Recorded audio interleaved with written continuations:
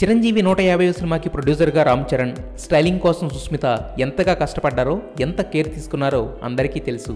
ఇక cinema release విషయంలో Allu Arvind, మెగాస్టార్కి wishes చెబుతూ నాగబాబుతో సహా మిగతా మెగా కాంపౌండ్ హీరోస్ అంతా లైమ్లైట్లోకి వచ్చారు.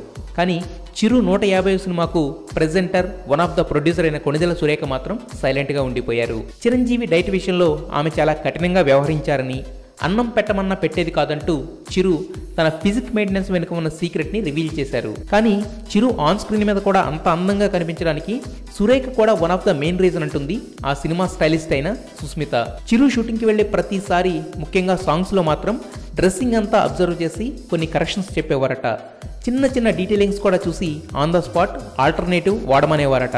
ముఖ్యంగా షూస్ విషయంలో, చిన్న చిన్న యాక్సెసరీస్ విషయంలో చాలా పర్టికులర్గా ఉండేవారని, నచ్చకపోతే స్ట్రైట్ ఫార్వర్డ్గా చెప్పేసేవారని చిరు సినిమా వెనుక ఉన్న సురేఖ ఇంటర్ఫియరెన్స్ను డైలాగ్ విత్ ప్రేమలో రివీల్ చేసింది సుస్మిత. కథ మొదలవుతుంది